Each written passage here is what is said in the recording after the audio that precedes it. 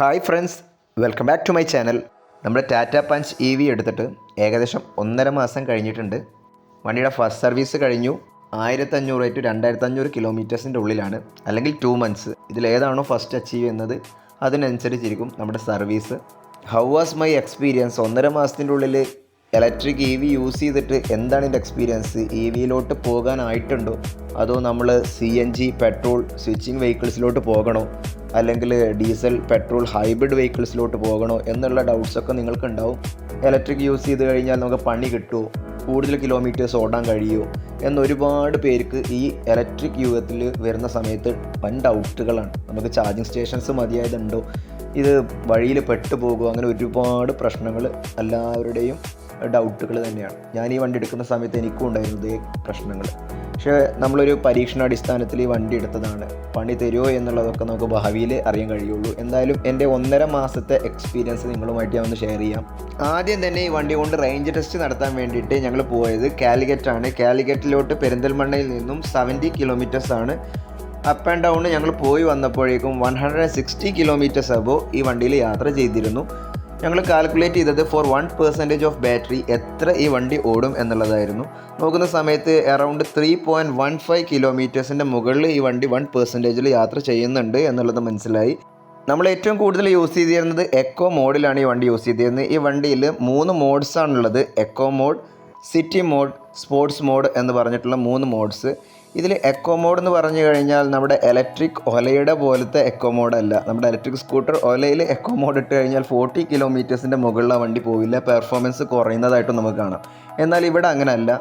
ഇവിടെ echo mode എന്നുള്ള ഓപ്ഷനിലോട്ട് ഇട്ട് കഴിഞ്ഞാലും വണ്ടി 90 കിലോമീറ്റേഴ്സ് അബോ പോകുന്നുണ്ട് ആക്സലേഷൻ കൊടുത്തു കഴിഞ്ഞാൽ. ഇവിടെ ആകെയുള്ളൊരു വ്യത്യാസം എക്കോ മോഡും സിറ്റി മോഡും സ്പോർട്സ് മോഡും തമ്മിൽ സ്റ്റിയറിങ്ങിൻ്റെ ഹാർഡ്നെസ് കുറഞ്ഞ് വരുന്നത് പോലെ നമുക്ക് ഫീൽ ചെയ്യും. എക്കോ മോഡിൽ ഇട്ട് കഴിഞ്ഞാൽ ഏറ്റവും ഹാർഡ്നെസ് ഫീൽ ചെയ്യും. നമുക്കൊരു കോൺഫിഡൻസ് കൂടി വരുന്ന പോലെ തോന്നും നമുക്ക് വണ്ടി ഓടിക്കുന്ന സമയത്ത്. എക്കോ മോഡിൽ നിന്നും സ്പോർട്സ് മോഡ്, സിറ്റി മോഡിലോട്ടൊക്കെ പോകുന്ന സമയത്ത് സ്റ്റിയറിങ് ഇങ്ങനെ ഫ്രീ ആയി പോകുന്ന പോലെ തോന്നും. അതുപോലെ തന്നെയാണ് ആക്സലറേഷൻ്റെ അവിടെ ഒരു ഹാർഡ്നെസ് ഇങ്ങനെ എക്കോ മോഡിൽ കൂടി നമുക്ക് കോൺഫിഡൻസ് കൂടി വരുന്ന പോലെ തോന്നും. Eco mode to city mode പോയി കഴിഞ്ഞാൽ നമുക്ക് ഒന്നുകൂടി ഫ്രീ ആയി, സ്പോർട്സിലാവുമ്പോൾ വളരെ ഫ്രീ ആയി. അത്രയേ ഉള്ളൂ. സ്പീഡും കാര്യങ്ങളും പെർഫോമൻസൊക്കെ ഒരുപോലെ ഫീൽ ചെയ്തു. നമ്മൾ എക്കോ മോഡിലാവുമ്പോൾ കുറച്ചുകൂടി ഹാർഡ്നെസ്സിൽ നമ്മൾ ആക്സലറേഷൻ ചെയ്ത് കഴിഞ്ഞാലുള്ളൂ വണ്ടിയുടെ കിലോമീറ്റേഴ്സ് കയറി വരുള്ളൂ. എന്നാൽ ആക്സലറേറ്ററിൽ നിന്നും കാലെടുത്ത് കഴിഞ്ഞാൽ ഒരു ബ്രേക്കിംഗ് ഫീലിംഗ്, അതായത് നമ്മുടെ റീജൻ ഫീലിംഗ് നമുക്ക് എക്കോ മോഡിൽ കൂടുതലാണ്. സിറ്റി മോഡിലും സ്പോർട്സ് മോഡിലും സ്വാഭാവികമായിട്ട് കുറയുമല്ലോ. അത് മറ്റുള്ള ഇലക്ട്രിക് വെഹിക്കിൾസിലുള്ള അതുപോലെ തന്നെയാണ് ഇവിടെയും. എന്നാൽ ഇവിടെ നമുക്ക് ലെവൽ എന്ന് പറഞ്ഞിട്ടൊരു ഓപ്ഷൻ ഉണ്ട്. ലെവൽ 1, ലെവൽ 2, ലെവൽ 3 എന്ന് പറഞ്ഞിട്ടുള്ള ഒരു ഓപ്ഷൻ ഉണ്ട്. പാഡിൽ ഷിഫ്റ്റേഴ്സ് വെച്ചിട്ട് നമുക്ക് ലെവൽ 1ലോട്ടും ലെവൽ 2ലോട്ടും ലെവൽ 3ലോട്ടും ഇടാം. ഇത് നമ്മൾ കൂട്ടി വരുന്നതോടുകൂടെ, അത് ലെവൽ 2, ലെവൽ 3ലോട്ടൊക്കെ കൂടി വരുന്ന സമയത്ത് നമുക്ക് റീജൻ്റെ ആ ഒരു സ്റ്റോപ്പിംഗ് എഫക്റ്റ് കൂടി വരും. അത് ഏത് മോഡിലാണെങ്കിലും അങ്ങനെ തന്നെ. നമുക്കത് കുറയ്ക്കും തോറും നമുക്ക് എന്ത് ചെയ്യും, ആ ഒരു സ്റ്റോപ്പിംഗ് എഫക്റ്റ് കുറഞ്ഞ് വരുന്നതായിട്ട് ഫീൽ ചെയ്യും. ഈ വണ്ടി എടുത്ത സമയത്ത് ഏറ്റവും കൂടുതൽ ആൾക്കാർ ചോദിച്ചിരുന്നത്, ഇതൊരു ഇലക്ട്രിക് വണ്ടിയല്ലേ, ഇത് കയറ്റം വലിക്കില്ല, നിങ്ങളൊരു 4-5 പേര് ഈ വണ്ടിയിൽ ഇരുന്നിട്ട് ഒരു കുത്തനുള്ള കയറ്റത്തിലൊക്കെ പോയി കഴിഞ്ഞാൽ വണ്ടി വലിക്കില്ല, ചാർജ് പെട്ടെന്ന് തീർന്നു പോകും, അങ്ങനെ ഒരുപാട് സംശയങ്ങളാണ്. അതായത് ടാറ്റയിൽ മുന്നേ വർക്ക് ചെയ്തിരുന്ന നമ്മുടെ ഫ്രണ്ട്സ് വരെ പറഞ്ഞിരുന്നു ആ വണ്ടി എടുത്തിട്ട് കാര്യമില്ല, കാരണം അത് പെട്ടെന്ന് കയറ്റം വലിയില്ല, അങ്ങനെയുള്ള ഒരുപാട് പ്രശ്നങ്ങൾ നമ്മളോട് പറഞ്ഞിരുന്നു. ഇതിൻ്റെ ഫസ്റ്റ് ജനറേഷനിൽ ഈ പ്രോബ്ലംസ് ഉണ്ടായിരുന്നോ എന്നുള്ളത് എനിക്കറിയില്ല. നമ്മുടെ ടാറ്റ പഞ്ച് EVയുടെ കേസ് ഞാൻ പറയുന്ന സമയത്ത് കയറ്റം വലിയാത്ത ഒരു പ്രശ്നവുമില്ല. ഞങ്ങൾ ഈ വണ്ടി കൊണ്ട് നെക്സ്റ്റ് ട്രിപ്പ് പോയിട്ടുള്ളത് ബന്ദിപ്പൂരാണ്. ബന്ദിപ്പൂർ, ഊട്ടി, കോയമ്പത്തൂർ എന്നുള്ള ഈ റൂട്ടിലൂടെയാണ് പോയത്. ഈ റൂട്ട് സെലക്ട് ചെയ്യുന്ന സമയത്ത് ഒരുപാട് പ്ലാനിങ് ചെയ്തിട്ടുണ്ട്. ചാർജിങ് സ്റ്റേഷൻസ് അവിടെ വളരെ കുറവുള്ള ഒരു ഹില്ലി ഏരിയാസൊക്കെ ആയിരുന്നു. അപ്പോൾ ചാർജിങ് സ്റ്റേഷൻസിനെ കുറിച്ച് ഞങ്ങൾ ആദ്യം ഒരു വെൽ പ്ലാൻ ചെയ്തിട്ടാണ് പോയിട്ടുള്ളത്. ഈ റൂട്ട് സെലക്ട് ചെയ്ത സമയത്ത് നമ്മുടെ മുന്നിലുണ്ടായിരുന്ന ഏറ്റവും ഒരു പ്രോബ്ലം ബന്ദിപ്പൂർ ഏരിയ ആയിരുന്നു. അതൊരു കാടായിട്ടുള്ള പ്രദേശമാണ്, കുറച്ച് ഹില്ലി കാടായിട്ടുള്ള ഏരിയകളാണ്. ഇവിടെ എങ്ങനെ ചാർജിങ് സ്റ്റേഷൻ കിട്ടും, അവിടെ നമ്മൾ പെട്ടുപോയി കഴിഞ്ഞാൽ എന്ത് ചെയ്യും എന്നുള്ളതായിരുന്നു മുന്നിലുണ്ടായിരുന്ന വലിയൊരു പ്രശ്നം. അപ്പോൾ അത് ഞാൻ നമ്മുടെ KSEBയുടെ ചാർജ് മോഡ് എന്ന് പറയുന്ന ഒരു ആപ്ലിക്കേഷൻ ഉണ്ട് മൊബൈലിൽ. ബന്ദിപ്പൂർ നാഷണൽ പാർക്കിൻ്റെ അവിടെ ആകെ ഒരു ചാർജിങ് സ്റ്റേഷനാണുള്ളത്, അതും MC റിസോർട്ട് എന്ന് പറയുന്ന ഒരു റിസോർട്ടിൻ്റെ ഉള്ളിൽ. ഇത് നമുക്ക് യൂസ് ചെയ്യാൻ പറ്റുമോ എന്നുള്ളതൊന്നും അറിയില്ല. അപ്പോൾ ആദ്യം തന്നെ വീട്ടിലിരുന്നിട്ട് ഇത് സെർച്ച് ചെയ്ത് കണ്ടെത്തിയപ്പോൾ കസ്റ്റമർ കെയറിൽ പോകുന്നതിൻ്റെ തലേ ദിവസം കോൺടാക്ട് ചെയ്തു. അവർ പറഞ്ഞു നിങ്ങൾക്ക് ചാർജ് മോഡിലുള്ള പ്ലാൻ ഉണ്ടെങ്കിൽ ഇവിടെ വന്നിട്ട് അത് യൂസ് ചെയ്യാൻ പറ്റും എന്നുള്ളത് പറഞ്ഞു. ഇത് കേരളത്തിലുള്ള KSEB അല്ലെങ്കിൽ ചാർജ് മോഡ് എന്ന് പറയുന്ന ആപ്ലിക്കേഷൻ്റെ ചാർജിങ് സ്റ്റേഷൻ അല്ല, സ്റ്റാറ്റിക് എന്ന് പറയുന്ന മറ്റൊരു കമ്പനിയുടെ ചാർജിങ് സ്റ്റേഷനാണ്. അതെനിക്ക് ഇവിടുന്ന് ആപ്ലിക്കേഷനിൽ സെർച്ച് ചെയ്യുന്ന സമയത്ത് തന്നെ ഒരു സംശയം തോന്നിയതാണ്. കാരണം നമ്മുടെ ചാർജ് മോഡിൻ്റെ ആപ്ലിക്കേഷനിലുള്ള ചാർജിങ് സ്റ്റേഷനിലൊക്കെ ഗ്രീൻ കളറാണ്. ഈ കർണാടക സ്റ്റേറ്റിലോട്ട് കടന്ന സമയത്ത് ഈ സ്റ്റാറ്റിക്കിൻ്റെ ചാർജിങ് സ്റ്റേഷനായിട്ടുള്ള ബന്ദിപ്പൂർ നാഷണൽ പാർക്കിൻ്റെ ചാർജിങ് സ്റ്റേഷന് അവിടെ ഒരു ഓറഞ്ച് കളറിലാണ് ഈ ആപ്ലിക്കേഷനിൽ കാണിക്കുന്നത്. അപ്പോൾ ഇത് നമുക്ക് അവിടെ പോയി യൂസ് ചെയ്യാൻ പറ്റുമോ എന്നുള്ളത് കസ്റ്റമർ കെയറിൽ കോൺടാക്ട് ചെയ്തപ്പോൾ അവർ പറഞ്ഞു ചാർജ് മോഡിൻ്റെ ആപ്ലിക്കേഷനിൽ ഒരുപാട് പ്ലാനുകളുണ്ട്. ആൾ ഇന്ത്യ പ്ലാൻ ഉണ്ട്, KCB ഓൺലി പ്ലാൻ ഉണ്ട്, AC പ്ലാൻ ഉണ്ട്, DC ഓൺലി പ്ലാൻ ഉണ്ട്. അപ്പോൾ അതിൽ നിങ്ങൾ ഏത് പ്ലാനാണോ എടുക്കുന്നത് അതിനനുസരിച്ചിരിക്കും നിങ്ങൾക്കത് യൂസ് ചെയ്യാൻ എന്ന് പറഞ്ഞു. ഇതൊന്നും അറിയാതെ ഞാൻ KCB ഓൺലി എന്നുള്ള ഒരു 460 രൂപയ്ക്ക് റീചാർജ് ചെയ്ത് കഴിഞ്ഞാൽ 30 കിലോ വാട്ട് അൺലിമിറ്റഡ് ആയിട്ട് കിട്ടുന്ന ഒരു പാക്കേജ് ഉണ്ട്. ഇതിനൊക്കെ ഒരു വാലിഡിറ്റി ഉണ്ട്, നമ്മൾ മൊബൈലിൻ്റെ പോലെയാണ്. 30 ദിവസം വാലിഡിറ്റി ഉള്ള പ്ലാനുകളുണ്ട്, അൺലിമിറ്റഡ് വാലിഡിറ്റി ഉള്ള പ്ലാൻ ഉണ്ട്. അപ്പോൾ ഞാൻ അൺലിമിറ്റഡ് ആയിട്ടുള്ളത് എടുക്കാമെന്ന് വിചാരിച്ചു. കാരണം നമുക്ക് അവിടെ പോയിട്ട് ഇനി അഥവാ ബാക്കി ബാലൻസ് ഉണ്ടെങ്കിൽ ഇനി അടുത്ത ട്രിപ്പ് എന്നാ പോകുക എന്നുള്ളത് അറിയില്ലല്ലോ. അപ്പോൾ അൺലിമിറ്റഡ് ആയിട്ടുള്ള പ്ലാൻ എടുത്തു കഴിഞ്ഞാൽ നമുക്ക് പിന്നെയും ചെയ്യാമല്ലോ എന്നുള്ള ബേസിൽ ആ അൺലിമിറ്റഡ് പ്ലാൻ എടുത്ത് 460ൻ്റെ 30 കിലോ വാട്ടിൻ്റെ പ്ലാൻ എടുത്തിട്ടാണ് ഞാൻ പോകുന്നത്. ഞങ്ങൾ വയനാട് എത്തിയതിന് ശേഷം അവിടെ KCBയുടെ ചാർജിങ് സ്റ്റേഷൻ ഉണ്ട്. ആ ചാർജിങ് സ്റ്റേഷനിൽ ഞങ്ങൾ ചാർജ് ചെയ്ത് കഴിഞ്ഞു. ചാർജ് ചെയ്ത സമയത്താണ് മൊബൈലിൽ നിന്നും ബാലൻസ് ആയിട്ട് അതിൽ 30 കിലോ വാട്ടിൽ ബാക്കി നിൽക്കുന്നത് 12 കിലോ വാട്ടിൻ്റെ അടുത്താണ് ഞങ്ങൾക്ക് ബാലൻസ് നിൽക്കുന്നത്. വണ്ടിയിലാണെങ്കിൽ 52% ചാർജ് ഉണ്ടായിരുന്നു. 52% ചാർജിൽ നിന്നും 100% ആയപ്പോഴേക്കും ആ ഒരു ഏകദേശം 17 കിലോ വാട്ടോളം അവരെടുത്തിട്ടുണ്ട്. ഓക്കെ, പിന്നീട് ഞങ്ങൾ 12 കിലോ വാട്ടിൻ്റെ ബാക്കിയുള്ള പ്ലാൻ ഫോണിലുണ്ട്.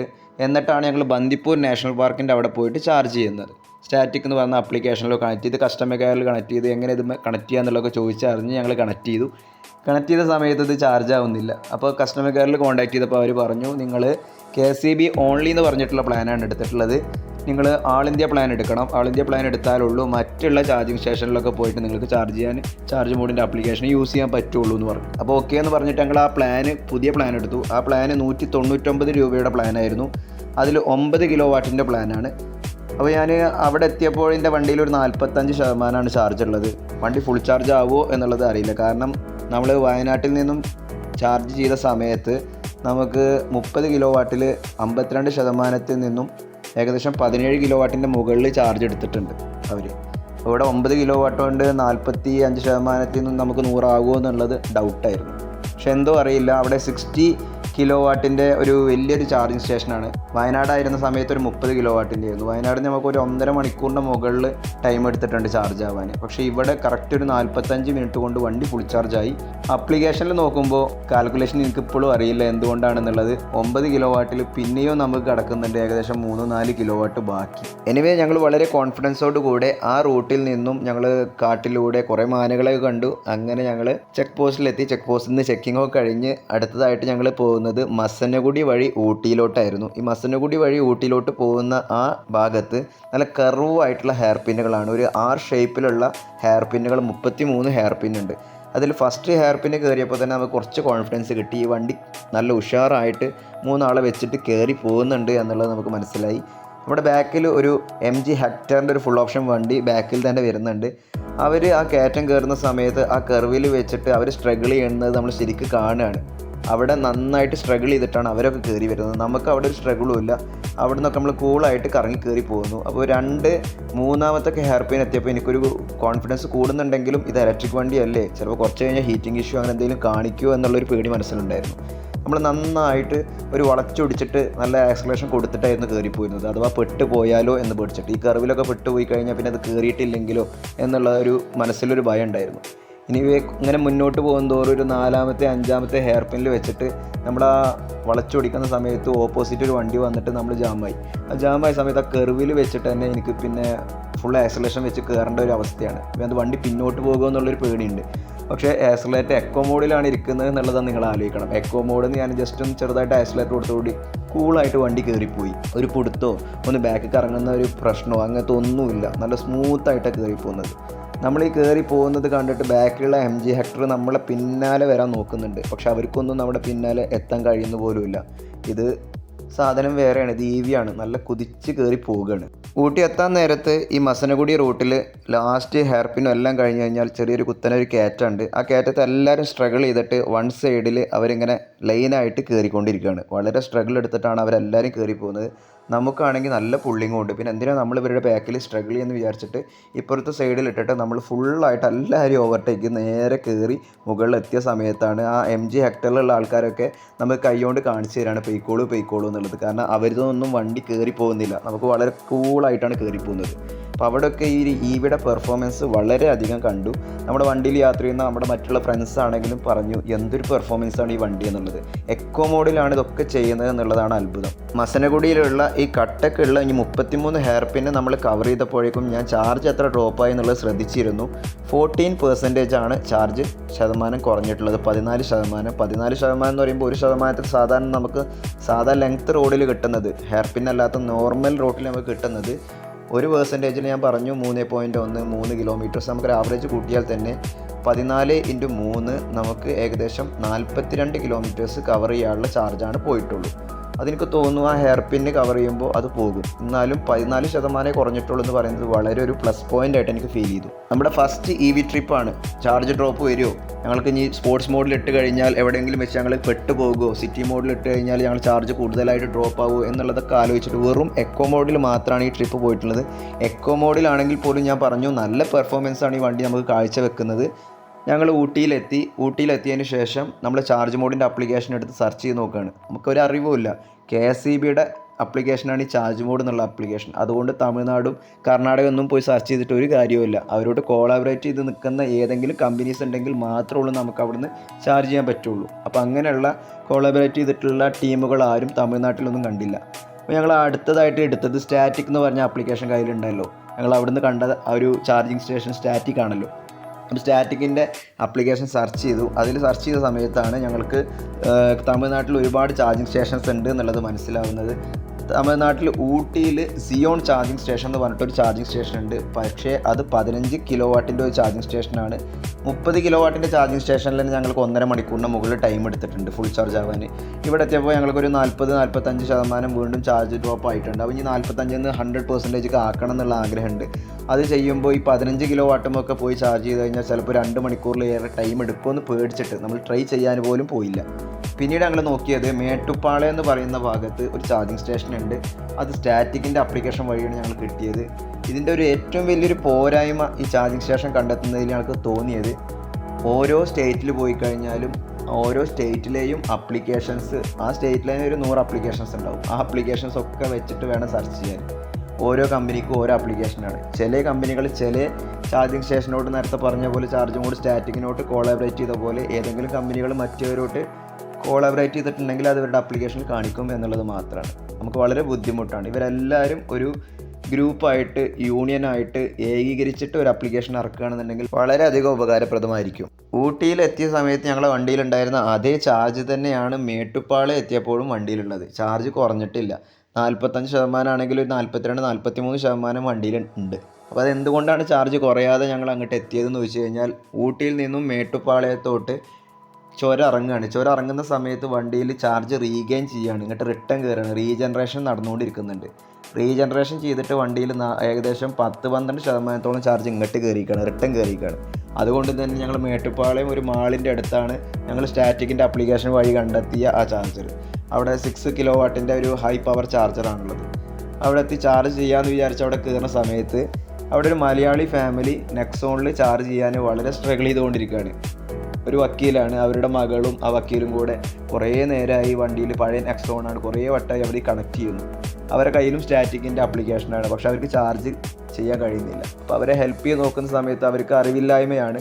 ഫോണിൽ ആദ്യം പൈസ പോലും കയറ്റിയിട്ടില്ല, എങ്ങനെ ഇതിൽ ചാർജ് ചെയ്യണം എന്നുള്ള ഒരു ഐഡിയ പോലുമില്ല. ആദ്യമായിട്ടാണ് തോന്നുന്നുണ്ട് ഇത്രയും ലോങ് അവർ പോയിരുന്നത് ഈ വണ്ടി കൊണ്ട്. അപ്പോൾ അവർ ഞങ്ങളോട് ചോദിക്കുകയാണ്, ഇവിടുന്ന് മേട്ടുപ്പാളയം, ഈ കോയമ്പത്തൂർ മേട്ടുപ്പാളയം റൂട്ടിൽ ഞങ്ങളിപ്പോൾ വന്നിട്ടുണ്ട്. അപ്പോൾ ഇവിടെ വണ്ടിയിൽ ആകെ 10% ചാർജേ ഉള്ളൂ. ഇവിടുന്ന് വണ്ടി ഫുൾ ചാർജ് ആയി കഴിഞ്ഞാൽ ഞങ്ങൾക്ക് ഊട്ടിയിലോട്ട് എത്തുമെന്ന് ചോദിക്കുന്നുണ്ട്. ഞങ്ങൾ പറഞ്ഞു കൊടുത്ത് ഊട്ടിയിലോട്ട് എത്തും. ഞങ്ങൾ അവരെ ഹെൽപ്പ് ചെയ്തിട്ട് അവരെ വണ്ടി ചാർജിങ്ങിലിട്ട് കൊടുത്ത് സ്റ്റാർട്ട് ചെയ്തു. ആ സമയത്ത് നമ്മളെ വണ്ടിയിൽ നമ്മളെ ഫ്രണ്ട്സ് എല്ലാവരും പറയുകയാണ്, അവർ 10% ഇവിടെ എത്തിയിട്ടുള്ളത്, എടപ്പാളെന്നാണ് അവർ വരുന്നത്. നമുക്ക് എന്തുകൊണ്ട് ഈ 40-45% വണ്ടിയിൽ ഇനി ചാർജ് ചെയ്യണം? നമുക്ക് വിടാം, നമുക്ക് കോൺഫിഡൻസ് ഉണ്ട്, നമ്മുടെ വണ്ടി അവരേക്കാളും പുതിയ വണ്ടിയാണ്, എന്തായാലും എത്തും. അപ്പോൾ നമുക്ക് എന്ത് ചെയ്യാം, നമുക്ക് ഇനി കോയമ്പത്തൂരോ അല്ലെങ്കിൽ പാലക്കാടോ വെച്ച് ചാർജ് ചെയ്യാമെന്ന് പറഞ്ഞിട്ട് വണ്ടി എടുത്ത് ഞങ്ങൾ അവിടുന്ന് വിടുകയാണ്. ഞങ്ങൾ അതേ എക്കോ മോഡിൽ ഞങ്ങൾ അത്യാവശ്യം സ്പീഡിൽ തന്നെ ഞങ്ങൾ കോയമ്പത്തൂരെത്തി. കോയമ്പത്തൂരിൽ നിന്ന് ചാർജ് ചെയ്തില്ല. കോയമ്പത്തൂരിൽ നിന്ന് വണ്ടിയിൽ ഏകദേശം 30-38% ഉണ്ട്. പിന്നീട് ഞങ്ങൾ പാലക്കാട് എത്തിയപ്പോഴും ഏകദേശം ഒരു 30-ൻ്റെ അടുത്ത് ശതമാനം ചാർജ് ഉണ്ട്. പാലക്കാട് നിന്ന് ചാർജ് ചെയ്യാന്നുള്ള തീരുമാനത്തിൽ ചാർജിങ് സ്റ്റേഷനിൽ എത്താൻ നോക്കുന്ന സമയത്ത് ഫ്രണ്ട് വണ്ടിയിൽ ഇരുന്ന് പറഞ്ഞു, എടാ ഇത്രയും എത്തിയില്ലേ, എന്നാൽ നമുക്ക് ഇനി മണ്ണാർക്കാട് നിന്ന് ചാർജ് ചെയ്യാമെന്ന് പറഞ്ഞിട്ട് വണ്ടി കൊണ്ട് ഞങ്ങൾ ഡയറക്റ്റ് മണ്ണാർക്കാട് പോവാണ്. മണ്ണാർക്കാട് എത്തുന്ന സമയത്ത് വണ്ടിയിൽ 23% തോന്നുന്നു വണ്ടിയിലുള്ളത്. മണ്ണാർക്കാട് ഞങ്ങൾ ഒരു ഫുഡ് കഴിക്കാനുള്ളൊരു ഫുഡ് കോർട്ടിൻ്റെ അടുത്ത് എത്തി. അവിടെ ഭക്ഷണം കഴിച്ചുകൊണ്ടിരിക്കുന്ന സമയത്ത് അതിൻ്റെ താഴെ നമുക്ക് KSEBിയുടെ ചാർജ് മോഡിൻ്റെ ആപ്ലിക്കേഷനിൽ തിരഞ്ഞിട്ടൊരു ചാർജ് പോയിന്റ് കിട്ടിയിരുന്നു. അത് അത്യാവശ്യം ഫാസ്റ്റ് ചാർജ് ഉള്ളൊരു സംഭവം തന്നെയായിരുന്നു. ഒരു 60 kW ഒക്കെ ഒരു പവറുള്ള ചാർജിങ്ങിൻ്റെ സ്റ്റേഷനാണ്. അതിൽ ഞങ്ങൾ ആ പഴയ 199ൻ്റെ പ്ലാൻ ഉണ്ട്, അത് വെച്ചിട്ടാണ് ചെയ്തത്. കാരണം അതിൽ വാലിഡിറ്റി എന്ന് പറഞ്ഞു കഴിഞ്ഞാൽ വെറും 28 ദിവസമുള്ളൂ. അപ്പോൾ അതിൽ ഞങ്ങൾ കണക്ട് ചെയ്ത് കൊടുത്തിട്ട് ഞങ്ങൾ ചാർജ് ചെയ്തു. വണ്ടി കുറച്ച് നേരം കഴിഞ്ഞപ്പോഴത്തേന് വണ്ടി ചാർജിങ് സ്റ്റോപ്പ് ആയിട്ടുണ്ട്. കാരണം നമ്മുടെ കയ്യിൽ ആകെ 3 kW ഉള്ളൂ. അതുകൊണ്ട് വണ്ടിയിൽ 50% ചാർജ് ആയതോടുകൂടി വണ്ടി ഓട്ടോ ഓഫായി. ചാർജിങ് സ്റ്റേഷനിലുള്ള ആ മെഷീന് ഓട്ടോ ഓഫായി. പിന്നീട് നമ്മുടെ ഒരു കൂട്ടുകാരനാണ് വണ്ടി ഓടിക്കുന്നത്. അത്യാവശ്യം 50% വണ്ടിയിൽ ചാർജ് ഉണ്ടല്ലോ, കത്തിച്ച് പോകാമെന്ന് പറഞ്ഞിട്ട് ആ സമയത്ത് അവൻ വണ്ടി എടുത്ത് നല്ല അടിച്ച് പൊളിച്ച് കത്തിച്ചിട്ടാണ് പോയിട്ടുള്ളത്. സിറ്റി മോഡിലാണ് വണ്ടി പോകുന്നത്. പെരിന്തൽമണ്ണ അല്ലെങ്കിൽ കുന്നപ്പള്ളി എൻ്റെ വീടിൻ്റെ അവിടെ എത്തുന്ന സമയത്ത് വണ്ടിയിൽ ആകെ ചാർജ് പോയിട്ടുള്ളത് മണ്ണാർക്കാട് ടു കുന്നപ്പള്ളി പെരിന്തൽമണ്ണ 10% ചാർജ് പോയിട്ടുള്ളൂ. 23 കിലോമീറ്റേഴ്സാണ് ഇവിടുന്ന് അങ്ങോട്ട് എത്തേണ്ടത്. അപ്പോൾ 23 കിലോമീറ്റേഴ്സ് ഓടാൻ വേണ്ടിയിട്ട് അവന് കത്തിച്ച് വിട്ടിട്ടും 10% ചാർജ് പോയിട്ടുള്ളൂ. നിങ്ങൾ കണക്കൂട്ടിയാൽ കിട്ടുന്നുണ്ടാവും. ഏകദേശം ഫോർ 1% 2.3 കിലോമീറ്റേഴ്സാണ് നമുക്ക് കിട്ടിയിട്ടുള്ളത്. കത്തിച്ച് പോയി കഴിഞ്ഞാൽ വണ്ടി കൊണ്ട് നല്ല കത്തിച്ച് പോയി കഴിഞ്ഞാൽ ഒരു 2.3 2.5 ഒക്കെ നമുക്ക് റേഞ്ച് കിട്ടും. അല്ല നമ്മളൊരു നോർമൽ എക്കോ മോഡിൽ നമ്മളിട്ട് പോകുകയാണെന്നുണ്ടെങ്കിൽ എക്കോ മോഡിൽ തന്നെ നല്ല അത്യാവശ്യം കത്തിച്ച് പോകാം. നമുക്കൊരു 60-70 കിലോമീറ്റേഴ്സിലൊക്കെ പോകാം. അങ്ങനെ പോയാലും നമുക്കൊരു 300 കിലോമീറ്റർ പ്ലസ് നമുക്ക് ഈ വണ്ടി കൊണ്ട് പോകാം എന്നുള്ളതാണ് ഈ യാത്ര കൊണ്ട് ഞങ്ങൾക്ക് മനസ്സിലായത്. ഇങ്ങനെ എല്ലാ ഭാഗത്തും ഇതിന് ചാർജിങ് സ്റ്റേഷൻ ഉണ്ട്. നമ്മൾ അപ്ലിക്കേഷൻ്റെ ഒരു പോരായ്മ ഉണ്ടെന്ന് മാത്രമേ ഉള്ളൂ. പക്ഷേ ഈ അപ്ലിക്കേഷൻസിനെ ഉപയോഗിക്കാൻ നമ്മൾ പഠിച്ചു കഴിഞ്ഞാൽ നമുക്ക് ഈ ഇലക്ട്രിക് വണ്ടി കൊണ്ട് ഏത് നാട്ടിലൂടെയും ട്രിപ്പ് പോകാം എന്നുള്ളതാണ് ഞങ്ങൾക്ക് പഠിച്ചിട്ടുള്ളത്. എല്ലാവർക്കും ഈ വീഡിയോ ഉപകാരപ്പെടും എന്ന് തന്നെ വിചാരിക്കുന്നു. എൻ്റെ വീഡിയോ നിങ്ങൾക്ക് ഉപകാരപ്പെടുക എന്നുണ്ടെങ്കിൽ നിങ്ങളുടെ ഫ്രണ്ട്സുമായിട്ട് ഷെയർ ചെയ്യുക. ലൈക്ക് അടിക്കാൻ മറക്കരുത് ഫ്രണ്ട്സ്. അടുത്ത വീഡിയോയുമായി നമ്മൾ തമ്മിൽ കണ്ടുമുട്ടുന്നതുവരെ I am going to signing off. This is your friend Fasi Muhammad.